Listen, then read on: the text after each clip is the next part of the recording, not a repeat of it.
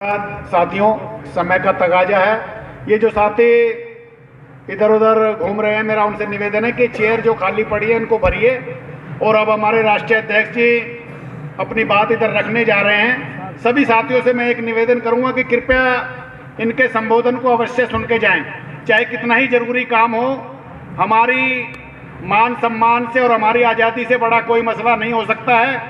ये आज़ादी का आंदोलन है, आपके माध्यम से लड़ा जा रहा है। और आने वाले समय में अगर हम समय नहीं देंगे तो समझो हम कुछ नहीं देंगे। तो इसलिए आपका समय हम मानते हैं बहुत कीमती है। चंद मिनटों में ही जो है राष्ट्रीय अध्यक्ष जी अपनी बात इधर रखने जा रहे हैं। आप उनका संबोधन इधर सुने, ध्यान से सुने और इस जो है संदेश को समाज में लेकर जाएं। मैं सम्मान के साथ अब आमंत्रित कर रहा हूं अपने राष्ट्रीय अध्यक्ष मान्यवर वीर सिंह भोज जी को, और उसके बाद में मान्यवर राजू बाली जी जो है इस सभा का समापन करेंगे धन्यवाद प्रस्ताव के साथ में। तो जोरदार ताली बजाकर वीर सिंह जी का स्वागत करें।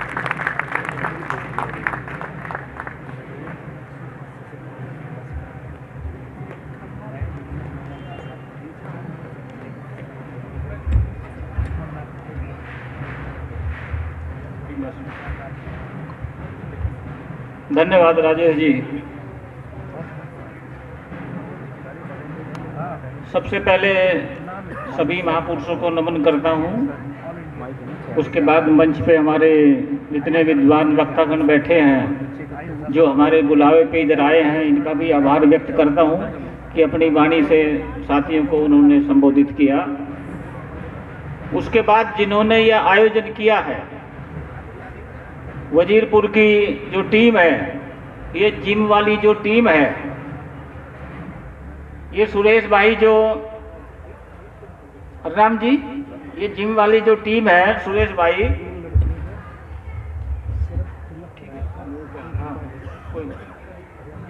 हाँ, तो हमने उनसे पूछा कि जिम की स्पेलिंग क्या है, तो उन्होंने बताई है GYM। तो हमने कहा इसका मतलब क्या? तो कह रहा ये तो हमें समझ में नहीं आ रहा क्या मतलब है। जिम है, वर्जिश करते हैं। अरे जिम का मतलब ही गाइड योर माइंड है, बॉडी के लिए नहीं है। गाइड योर माइंड है, ठीक है। तो हमने कहा भैया जिम तो बहुत करते हो, बॉडी दिखाते हो, ऐसे बाजुए मजबूत, सिद्ध करना पड़ेगा कि तुम्हारी माताओं के दूध के में भी उतनी ताकत है जितनी भगत सिंह की मां के दूध में ताकत थी। ये दिखाना पड़ेगा, ये सिद्ध करना पड़ेगा। उसके लिए समाज के भी जिम में आओ। तो ये हमारे साथ जुड़े और सारा कार्यक्रम साथी ये चला रहे हैं, इन्होंने आयोजन किया है। और इस पूरी टीम को मैं बहुत बहुत बधाई देता हूँ, क्योंकि लोगों को बुलाना सबसे मुश्किल काम है। बारात में सब आ जाते हैं एकदम तैयार होके, अटेंशन, महिलाएं तो पूरा, मगर लड़की वाले से पूछो कितनी चिंता रहती है यार, कोई आएगा कि नहीं आएगा, कोई रूसेगा, कोई मनाएगा। चिंता रहती है यार, कैसे खाना करेंगे, कैसे चाय पिलाएंगे, कैसे बैठाया जाए। तो जिन्होंने आयोजन किया वो ज्यादा महत्व रखता है। आ तो सब जाते हैं, बेटी की शादी में तो बुला लोगे, सगाई में बुला लोगे, बर्थडे में बुला लोगे, लोग आ जाएंगे।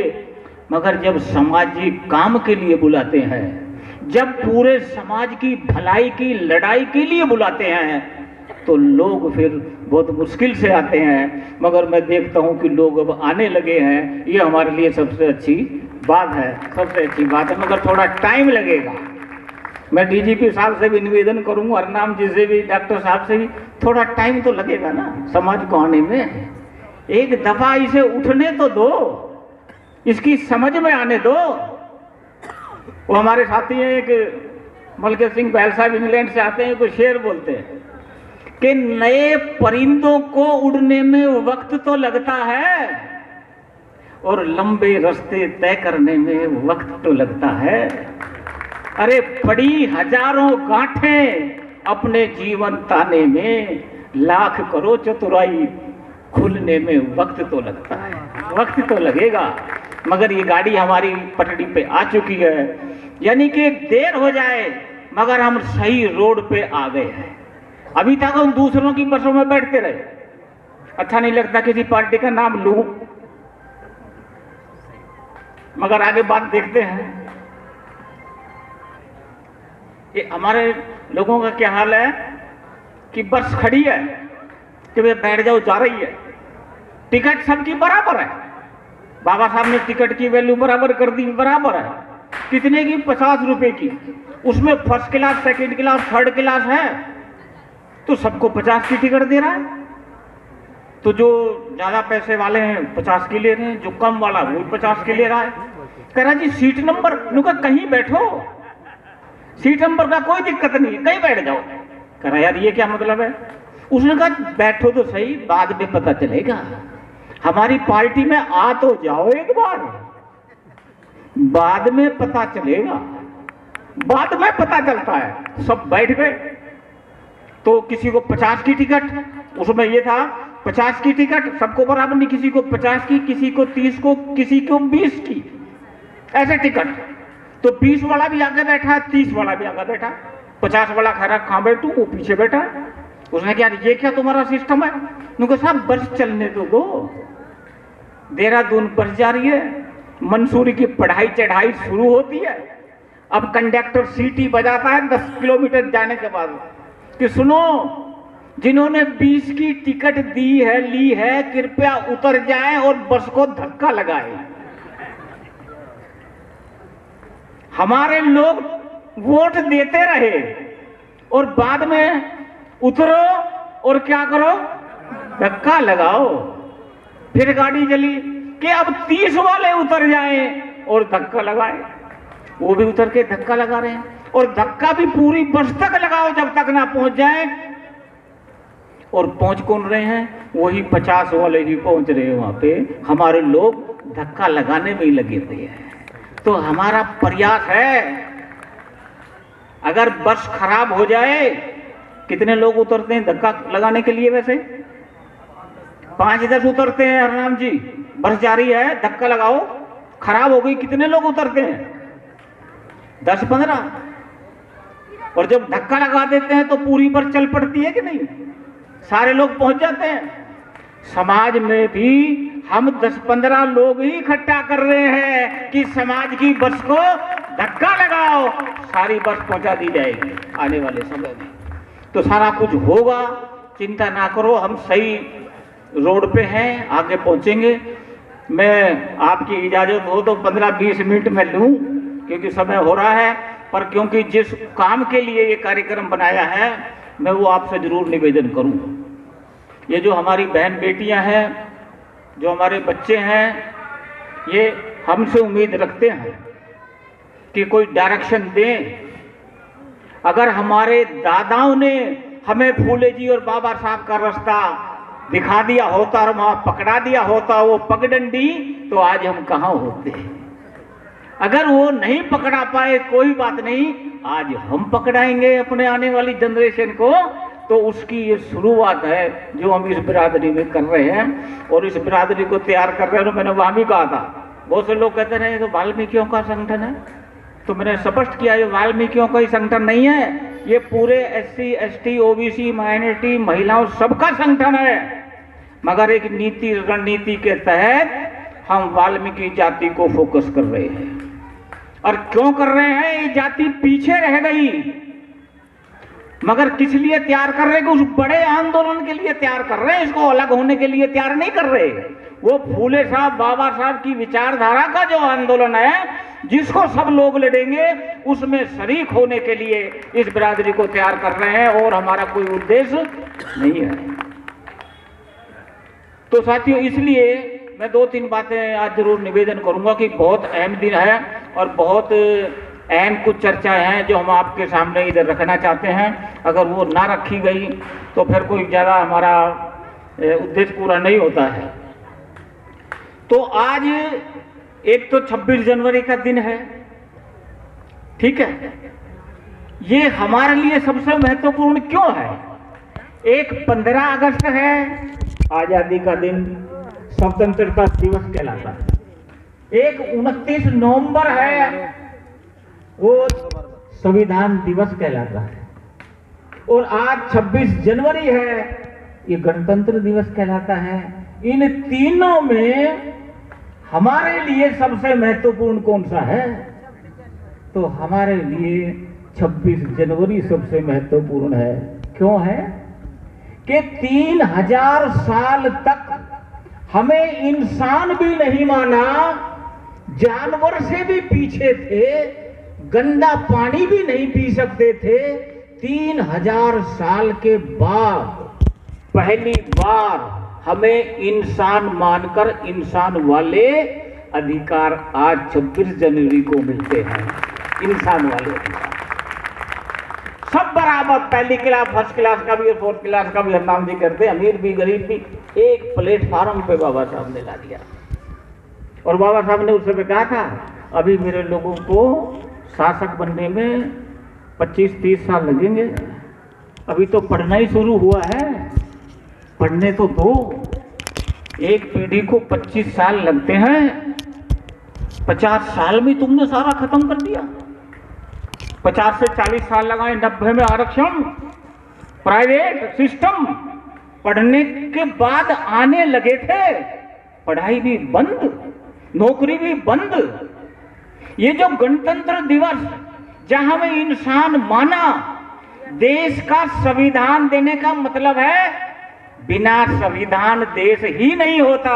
ये देश का नाम भी बाबा साहब की वजह से है, संविधान देने की वजह से है।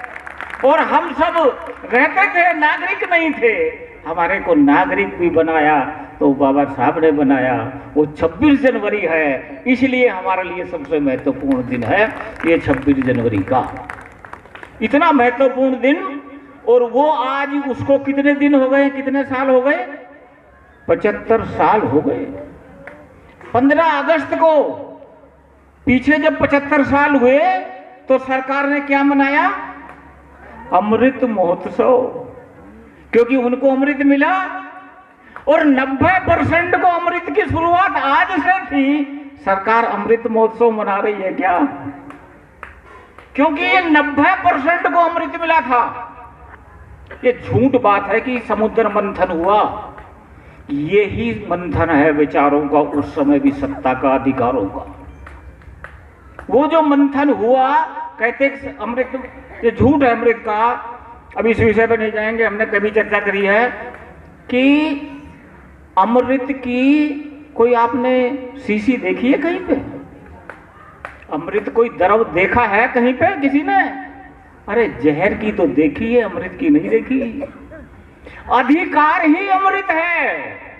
शिक्षा का अधिकार, रोजगार का अधिकार, बेटियों को, महिलाओं को पिता की प्रॉपर्टी में अधिकार और पति की प्रॉपर्टी में अधिकार, यही तो अमृत है। और वो छीन रहे हैं अब। आज दूसरी खुशी का दिन है और एक चिंता का दिन है। चिंता का दिन क्या है?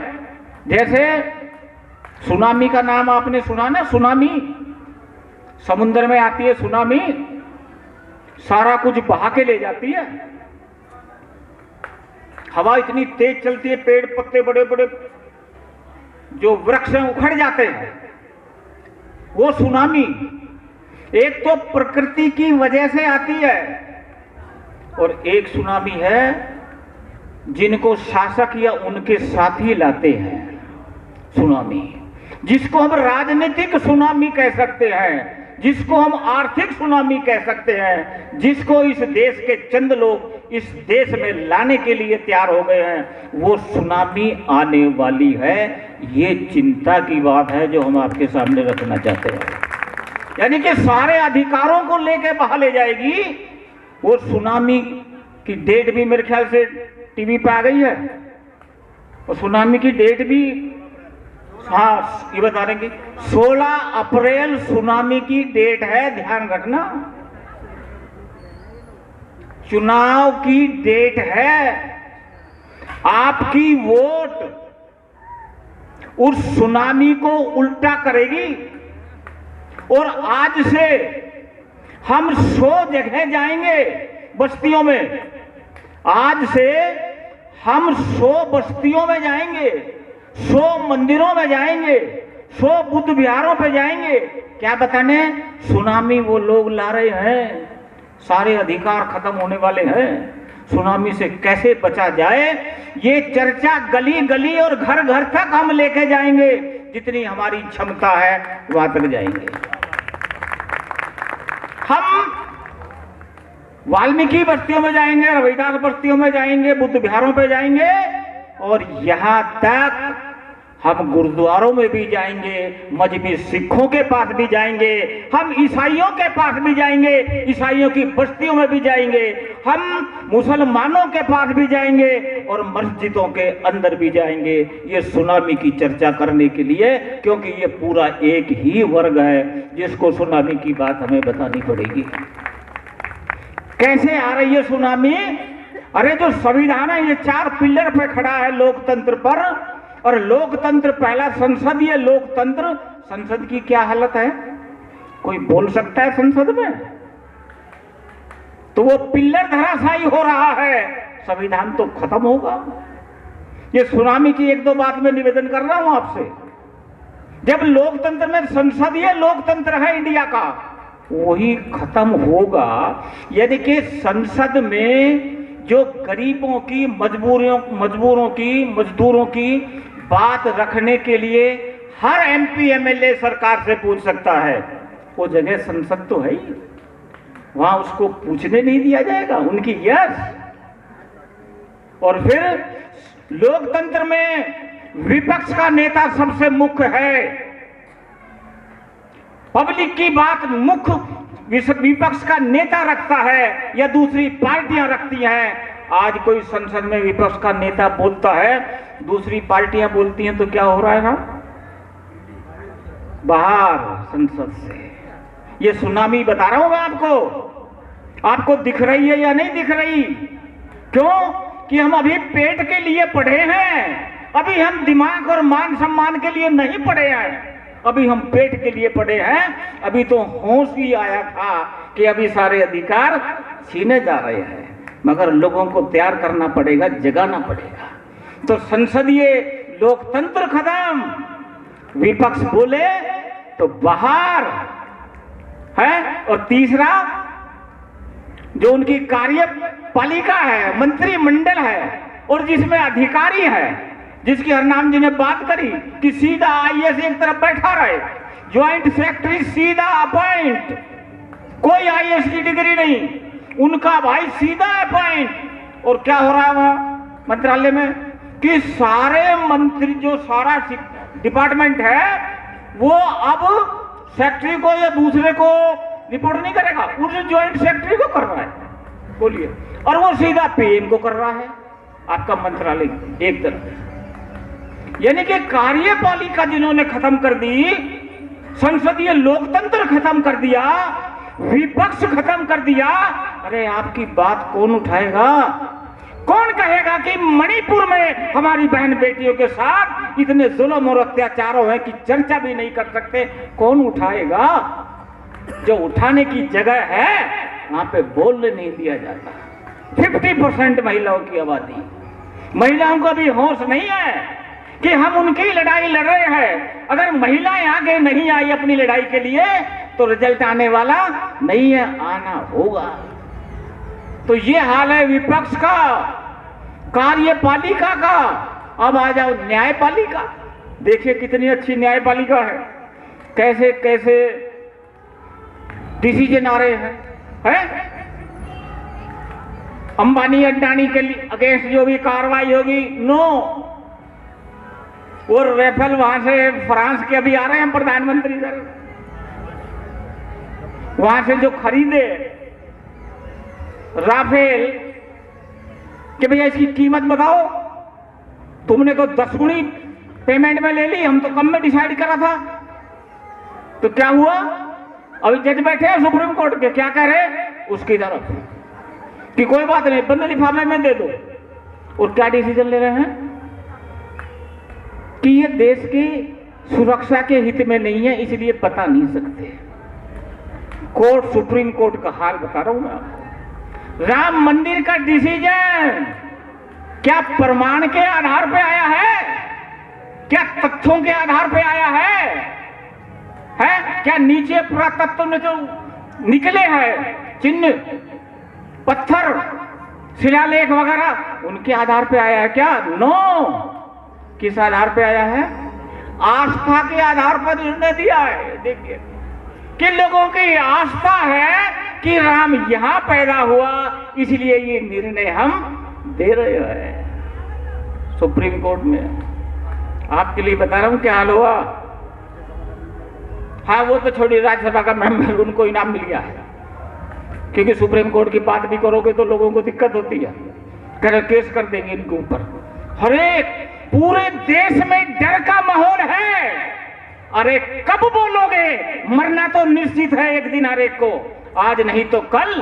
अरे मौत तो निश्चित है। इस डर को हटाने के लिए बाहर सड़क पे आना होगा, अपने अधिकारों के लिए आना होगा हमारे को। ये हम चुप रहोगे?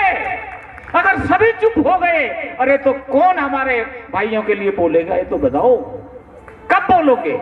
जब सब मर जाएंगे, जब खत्म हो जाएंगे, बोलना पड़ेगा। ये मैं हालात बता रहा हूं अब। और मीडिया चौथा पिलर, कोई मीडिया है जो आपकी बात रख रहा है? जीरो। क्या दिखा रहे हैं? राम मंदिर के गीत गाओ। डीजीपी साहब ने भी बड़ा अच्छा उदाहरण दिया कि मंदिर में भगवान का है, कहते हैं संगीत सुनने से किसी को ज्ञान नहीं होता और मंदिर में जाने से किसी को भगवान नहीं मिलता। अरे पत्थर को तो इसलिए पूज रहे हैं लोग कि नेता नहीं है, विश्वास करने के लायक कोई व्यक्ति नहीं मिलता, इसलिए लोग मंदिर में जा रहे हैं। नेता नहीं है यहाँ पर, इसलिए लोग मंदिर में जा रहे हैं। तो मीडिया का इतना बुरा हाल कि कुछ भी आपकी लड़ाई नहीं लड़ रहा। अब कौन लड़ेगा? आप बोलोगे नहीं। कर्मचारी कह रहे हम तो बिल्कुल भी नहीं बोल सकते। नेता को बाहर, संसद उनकी, कोर्ट उनकी और पुलिस भी उनकी, तो कौन बोलेगा? ये मीडिया का हाल है। ये 10% लोग हैं, ज्यादा नहीं है। और 10% में से भी 10% कंप्लीट इनके साथ नहीं है। 1% सवर्ण भी, 1% में ब्राह्मण भी ऐसे हैं जो उनके विरोधी हैं और हमारे साथ हैं। 1% ऐसे भी हैं जिसमें हम रवीश कुमार का नाम ले सकते हैं, जिसमें हम प्रसून वाजपेयी का नाम ले सकते हैं, जिसमें हम अभिसार शर्मा का नाम ले सकते हैं, जिसमें हम भाषा सिंह का नाम ले सकते हैं। ऐसे बहुत से लोग हैं जो उनको बोल रहे हैं गलत है। पंकज विष्ट है, रमन है, जो देश विदेश की पत्रिका निकालते हैं, जो सामेंद्र पत्रिका निकालते हैं, जो सरिता में लिखते हैं। अरे लिखने वाले भी वही ब्राह्मण है, चंद से उनमें से 1% है जो लिख रहा है। उनका साथ सहयोग लेके ये लड़ाई हम इसको आगे लेके जाएंगे, बोलना पड़ेगा। और एक बात निवेदन कर दूं, इसमें खतरनाक क्या है कि अब चुनाव आयोग भी अजीब हो गया है। अभी बिल पास हुआ पीछे, कितना अच्छा क्या डिसीजन लिया कि चुनाव आयोग जो है उसका सिलेक्शन प्रधानमंत्री और एक उसका मंत्री और एक विपक्ष का नेता, 3 लोग करेंगे। 2 एग्री वो मान लिया जाएगा, तो विपक्ष की मानेंगे, ओके हो जाएगा। पहले चीफ जस्टिस था, उसको हटा दिया। और कहां पास किया? ये अभी जो बनाया उन्होंने पार्लियामेंट में डाला, वहां पे। यानी कि रेफरी उनका, तो गेम कौन जीतेगा? रेफरी उनका, अनाउंस कौन करेगा ये जीता ये जीता? मशीन ठीक है, कौन डिक्लेयर कर रहा है? चुनाव आयोग। और मजे की बात क्या पास किया कि चुनाव आयोग के अगेंस्ट कहीं भी आप कोर्ट में नहीं जा सकते। कितना बढ़िया पास किया। कोई भी चुनाव आयोग को चैलेंज करता था पहले वकील सुप्रीम कोर्ट के दूसरे, अब उसको कोई चैलेंज ही नहीं करेगा। और वो जो भी डिसीजन दे देगा उसके डिसीजन को भी कोई चैलेंज नहीं करेगा बाद में भी। और कोई कहे कि पहले वाले ने तो ये डिसीजन दिया था, आप विरोध कर रहे हो, गलत दे रहे हो। नो, उसका डिसीजन मानने होगा।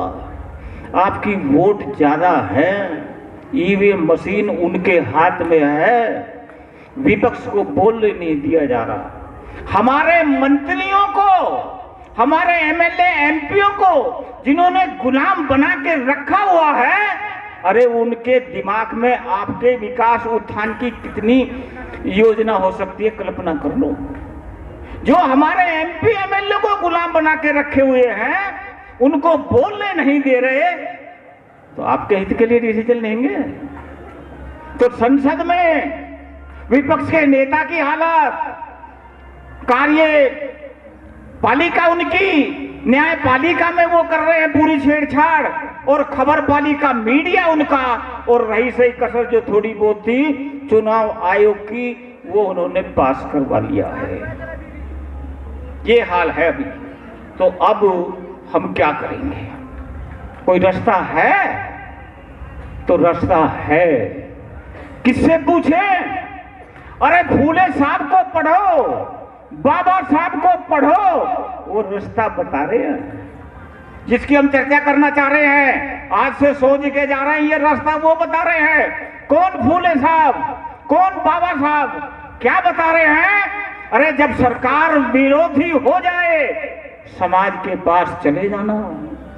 जब प्रशासन विरोधी हो जाए, जो तुम्हारे पैसों के टैक्स से तनख्वाह लेते हैं, राष्ट्रपति से लेके पीएम तक, प्रधानमंत्री से लेके कोई भी मंत्री तक, जो घूमता है, जो रैली करता है, जो हवाई जहाज में जाता है, वो पब्लिक के टैक्स के पैसे से जाता है, वो आपके पैसे से है। तो जब सरकार विरोधी हो जाए, कह रहे समाज के पास चले जाना। जब प्रशासन विरोधी हो जाए, अरे सरकार के पास चले जाना। जब कोर्ट विरोधी हो जाए, समाज के पास चले जाना। जब पुलिस विरोधी हो जाए, तो भी समाज के पास चले जाना। और जब चुनाव आयोग भी विरोधी हो जाए, चाहे ईवीएम मशीन भी ले आए, तो कहां चले जाना? समाज के पास चले जाना। आपको सारी समस्याओं का हल समाज के पास होगा, क्योंकि हमारी संख्या कितनी है? 90% है। 90%। सिर्फ थोड़े से लोगों को जगाना है। लोग लड़ने के लिए मैदान में आ रहे हैं।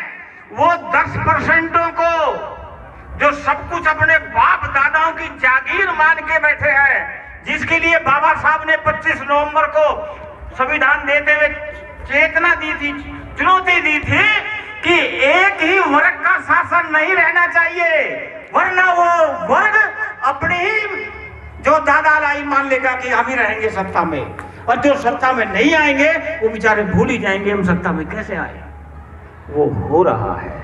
उस वर्ग ने मान लिया कि अब तो हम ही सत्ता के लिए, हम ही शासन करने के लिए तो हम ही है, तुम शासन करने के लिए नहीं हो। तो साथियों, ऐसी हालात में हमने डिसाइड किया कि 100 बस्तियों में हम ये कार्यक्रम चलाएंगे। और इलाज क्या है, जो बता रहे हैं फूले साहब, मैं वो आपके सामने रख रहा हूं। बस फूले साहब बता रहे हैं, बाबा साहब बता रहे हैं, इलाज होगा इनका, और हम उसी इलाज को ही समाज के पास लेके जा रहे हैं। क्या है कि हम यहाँ के, फूले साहब बता रहे हैं कि हम यहाँ के कौन है? मूल निवासी है। हम चमार, नाई, तेली, धोबी, मांग, मदन, असम, ये अहिर, जाट, गुजर, ये हमारी पहचान नहीं है। ये इनकी दी हुई गालियां हैं। क्या ये गालियां हम अपने आने वाली जनरेशन की छाती और कमर पर लगा के छोड़ के जाना चाहते हैं क्या? चाहेंगे क्या? नहीं चाहेंगे। अगर हमारे पुरखों ने ये लेवल हटा दिया होता तो आज हम भी मूल निवासी बने होते। फूले जी कह रहे हैं, सूत्र बता रहे हैं कि सेठ जी, भट्ट जी, वर्षीज मूल निवासी लड़ाई है। और वो बता रहे हैं लिख के, ये कहां से आए? विदेश से आए। अभी इस पे बड़ा उनके राइटर लिख रहे हैं, नहीं जी हम भी तो यहीं के हैं, हम तो बाहर से नहीं आए। अरे तिलक जी कह रहे हैं, अरे नेहरू जी कह रहे हैं तुम्हारे सबसे बड़े हैं। मनमोहन गुप्त जो हिस्ट्री का बहुत बड़ा विद्वान रहा, ऐतिहासिक मूवमेंट में रहा, आंदोलन में रहा, वो लिख रहा है।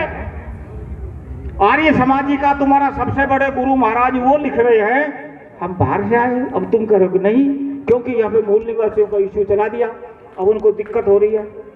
तो जैसे सुप्रीम कोर्ट ने, हमने कहा सुप्रीम कोर्ट ने जैसे डिसीजन दिया आस्था के आधार पर, हम भी अगर सुप्रीम कोर्ट में गए, आगे ले जा रहा हूं, तुम कहोगे नहीं नहीं हमारे पास प्रमाण है, हम यहीं के हैं, हम भी कहेंगे नहीं नहीं जी ये विदेशी है, तो क्या सुप्रीम ऐसा डिसीजन लेगा कि 90% की आस्था है कि आप विदेशी हो तो डिसीजन हो जाएगा? ऐसा डिसीजन देगा क्या सुप्रीम कोर्ट? उनको आस्था के आधार पर दे सकता है, तो हमारी आस्था के आधार पर क्यों नहीं दे सकता है? आने वाले समय में ये इशू बनेगा इस देश में। अभी वो कितना रोक ले, रुकने वाला नहीं है। अरे अभी हमारे भाई अलग अलग क्षेत्र में खड़े होकर लड़ रहे हैं। अभी हम उन भाइयों को इकट्ठा करने में लगे हैं। इकट्ठा तो आने दो, अभी इकट्ठा आने दो, हम इकट्ठा करने में लगे हैं। तो पूरे की करेंगे, एक पहचान मान लो, हम नाई तेली धोबी कुमार मांग मतंग अहिर जाट गुजर वाल्मीकि धानक कोली ये नहीं है। हम कौन है? मूल निवासी हैं। तो आपका स्वाभिमान उठेगा कि नहीं उठेगा? जब आप अपने आप को बताते हो मैं वाल्मीकि हूँ, भंगी हूँ, नाई हूँ, तेली, तो आपका स्वाभिमान कैसे होता है? डाउन होता है। जब मूल निवासी कहोगे तो ऊपर उठेगा। अभी हिंदू का उन्होंने चलाया है, क्या लाभ हो रहा है? जो शेड्यूल कास्ट के छात्र हैं, जो शेड्यूल कास्ट ओबीसी के लड़के हैं, जो युवा हैं, जिनके माँ बापों ने आरक्षण का पढ़ाया नहीं, उनको बताया नहीं, उनको जो पोस्ट कॉलोनियों में चले गए रहने के लिए हैं, वो कह रहे हैं उनके साइकोलॉजी क्या है? जाति ना बतानी पड़े, गर्व से कहो क्या है?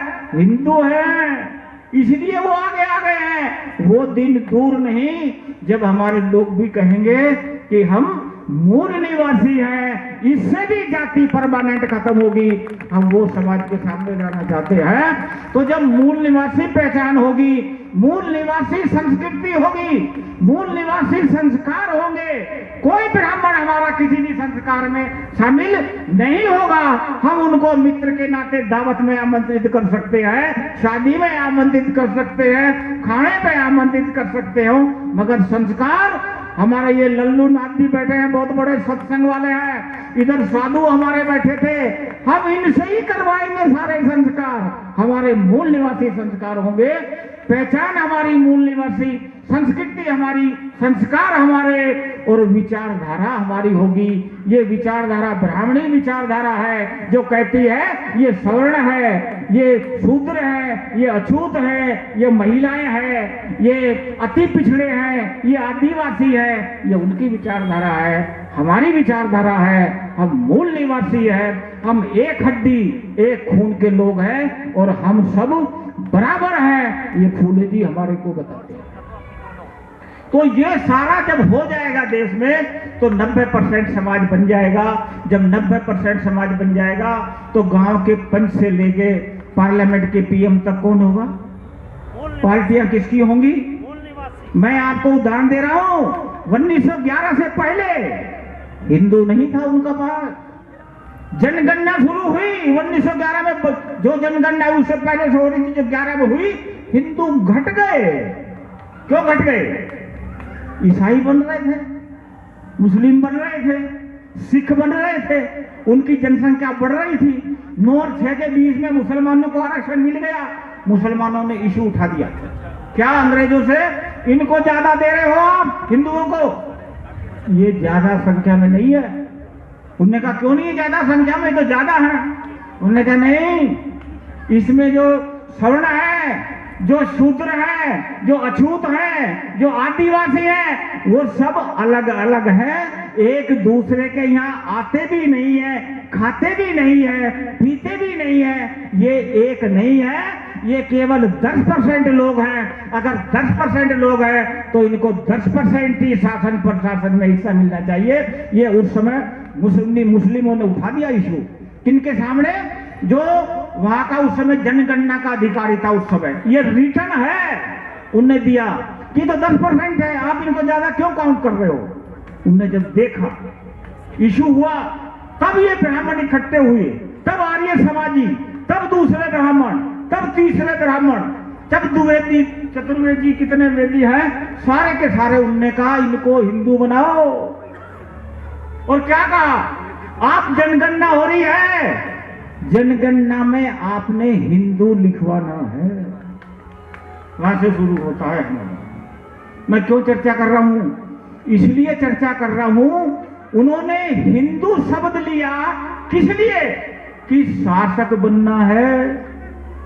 हम भी अगर शासक बनना चाहते हैं, मूल निवासी शब्द लेना होगा। वो हिंदू के नाम पर क्या करते हैं, 1885 में संगठन बनाते हैं। दूसरा 1925 में संगठन बनाते हैं, क्या पहचान हिंदू। और औरंगजेब से क्या कहा, वह हम हिंदू नहीं है, जैसे तुम मुस्लिम हो विदेशी, हम भी विदेशी हैं, तू आक्रमणकारी हो हम भी आक्रमणकारी है, ये है हिंदू जनता। तो वो हिंदू के नाम पर उन्हें समझ में आ गया, हिंदू के नाम पर हम शासक बन सकते हैं। हिंदू पहचान होगी, हिंदू धर्म होगा, हिंदू संस्कृति होगी, हिंदू संस्कार होंगे, हिंदू विचारधारा होगी। इसको लेके वो एक संगठन 85 से 62 साल लगाता है, 1947 में सत्ता में आता है कांग्रेस नाम का। एक 1925 में शुरू करता है हिंदू को लेकर, वो कब सत्ता में आता है, 2004 में भी आता है, उसके बाद तो अपूर्ण रूप से 14 में आ गया है। उसको हिंदू शब्द अच्छा लग रहा है क्योंकि हिंदू के नाम पर शासक बनता है। हम मूल निवासी के नाम पर शासक बन सकते हैं। समाज को एक पहचान से जोड़ना होगा, जिनको संगठित करना है उनको एक पहचान से जोड़ना होगा, जिनको संगठित करना है, संगठित होना है, एक संस्कृति, एक संस्कार, एक विचारधारा के नाम पे जुड़ना होगा। और अंतिम बात कि आपको ये प्रचार करना होगा, प्रसार करना होगा, तो क्या करोगे, संगठन से जुड़ना होगा। आप संगठन से जुड़िए। हम संगठन का महत्व नहीं जानते, हम घर का संगठन से भी नहीं जुड़े, मोहल्ले के संगठन से भी नहीं जुड़े, जाति के संगठन से भी नहीं जुड़े, समाज के संगठन से भी नहीं जुड़े हैं। परिणाम कहां से आएगा? ये सारा जो प्रचार प्रसार करेगा संगठन के माध्यम से होगा। मेरा निवेदन है आपसे, आप संगठन से जुड़ेंगे और संगठन के सदस्य बनेंगे और अपने यहाँ मीटिंग करेंगे और करवाएंगे। हम 100 बस्तियों में लगा रहे हैं, वाल्मीकियों में, धानकों में, नाई में, तेली में, कुम्हार में, अहीरों में, जाटों में, गुजरों में, सब में हम जाएंगे, यही बताएंगे मूल निवासी है। इधर संविधान सब खतरे में है, संसद खतरे में है, विपक्ष खतरे में है, चुनाव आयोग ने खतरा पैदा कर दिया, ईवीएम मशीन ने खतरा पैदा कर दिया, जो हमारे कार्य प्रणाली ने खतरा पैदा कर दिया, सुप्रीम कोर्ट ने खतरा पैदा कर दिया और सबने खतरा पैदा कर दिया है। तो मूल निवासी के नाम पे इकट्ठा होंगे, इसकी आप चर्चा करोगे और इस बात को आगे तक फैलाओगे। हम 100 जगह कर रहे हैं, 10 हमने टीम बनाई है, 10 और एक को 10 इलाका दिया है, 10 जगह इजी हो जाएगा। और हम महिलाओं को भी देंगे 11 इलाका, महिलाएं भी करेंगी ना। अरे माता के मंदिर में सबसे ज्यादा भीड़ किसकी है? जागरण में सबसे ज्यादा भीड़ किसकी है? पता नहीं चला। हमारी माताओं को, हमारी दादियों को पढ़ने नहीं दिया। अरे क्या क्या हमारी दादी परदादी ने सहा होगा, कल्पना करो। झूठन खा रही है, मरा मांस खा रही है, सफाई कर रही है, क्या क्या नहीं सहा होगा उन्होंने, कल्पना करो। आज हम हैं, अगर हमने इस जो सुनामी को नहीं रोका और कौन रोकेगा? तो आप संगठन से जुड़ेंगे, संगठन का काम करेंगे, महिलाएं भी इस कार्यक्रम को करेंगी। दूर नहीं जाना, अपने भाई के यहाँ जाओ, अपनी रिश्तेदारी में जाओ, कोई इनको बुलाओ, बर्थडे में, शादी सगाई में, कहीं जाओ, सारी बात करके ये सुनामी वाली बात रखनी है, महिलाओं के आंदोलन अधिकारों की बात रखनी है, समाज की बात रखनी है, आप ही करोगे। हमारा युवा मोर्चा है, साधु संतों का है, वरिष्ठ नागरिकों, सारा हम इसमें लगाएंगे और हमारा प्रयास है कि चुनाव तक हम फील्ड में रहेंगे और फील्ड में रह के ही ये काम सुनामी को रोका जा सकता है। आपने मुझे इतना समय दिया, क्योंकि बड़ी समस्या हो जाती है अध्यक्ष के लिए कि सबको ना बुलवाएं तो भी मुश्किल है, सबको ना बुलवाएं तो भी बड़ी मुश्किल है, और अपनी बात अगर समाज के सामने ना रखे तो भी मुश्किल है। ये कम शब्दों में हमने रखी है, हम ट्रेनिंग चला रहे हैं, आगे चलाते रहेंगे। और ये भी तो बोलो, संविधान हटाने वालों को नहीं लाना है। हाँ, राजेश जी ने अच्छा याद दिलाया। अगर सुनामी से बचना है तो एक काम और करना है, जो संसद खत्म कर रहा है उसको वोट देनी चाहिए, जो विपक्ष को खत्म करना है वोट देनी चाहिए, ठीक है। जो अपना कार्य जो है पालिका हमारी है, उनको खत्म करना वोट देनी चाहिए। जिसने सुप्रीम कोर्ट की वैल्यू घटा दी, मीडिया घटा दिया, चुनाव आयोग कैसा बना दिया, उसको वोट देनी चाहिए। यानी कि भाजपा को हमारी किसी भी कीमत पर एक भी वोट नहीं जानी चाहिए। ये हरेक से आपने कहना है, हरेक से कहना है, हरेक से कहना है, हरेक को बताना है अपने रिश्तेदार को। चाहे हमारा फूफा भी अगर दूसरी पार्टी से खड़ा हो जाए, हाथ धो लेना, फूफा जी इस बार वोट नहीं देंगे, इस बार इसको हराना है, और जो पार्टी इसको हराएगी उसको हम वोट देंगे। अभी इसको सत्ता से हटाना है तो चाहे फूफा जी आ जाए, चाहे मामा जी आ जाए, चाहे हमारी बुआ खड़ी हो जाए, चाहे बहन खड़ी हो जाए, चाहे चाचा खड़ा हो जाए, भैया हमने, तू भाजपा से आया है, हम तेरे को वोट नहीं देंगे, रिश्तेदारी बाद में निभाएंगे, अभी तो हमने इसको हराना है। हम हराने के लिए ही समाज को तैयार करेंगे। सुनामी यही ला रहा है, इसको एक वोट भी हमारी नहीं जाने देंगे, ये हमारा प्रयास होगा। आपने भी ये मैसेज अपने रिश्तेदारों और भाइयों को देना है, हम सब जगह ये प्रयास करेंगे। आपने मेरे को इतना समय दिया, राजेश जी का और आप सबका बहुत बहुत धन्यवाद। जय भीम, जय भारत, जय मूल निवासी। धन्यवाद वीर सिंह जी। जो सुनामी ला रहा है उसको नहीं लाना है, जो उसको हरा दे उसको जिताना है, ये सीधा सीधा मैसेज आपने हमें दिया है और निश्चित तौर पे समाज इस बात को समझ रहा है। अब साथियों, मैं इस आयोजन, जिन्होंने इतना बढ़िया आयोजन वजीरपुर की टीम ने किया है, और सबको उनको बधाई देते हुए वजीरपुर टीम के और हमारे युवा मोर्चा के अध्यक्ष सुरेश जी, मैं उनको आमंत्रित कर रहा हूँ कि इस अवसर पर जो उन्होंने आयोजन किया है वो अपनी टीम की हौसला अफजाई भी करें और 2 शब्द इधर रखें। माननीय सुरेश जी, उसके बाद में हमारे राजू बाली जी धन्यवाद देंगे।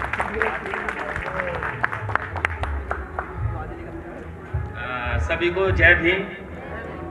आज हमारे लिए सबसे बड़ा त्यौहार, इतना पावन दिन हमारे लिए कि जितने भी हक अधिकार जो मिले वो हमें आज के दिन मिले। इसे 26 जनवरी कहते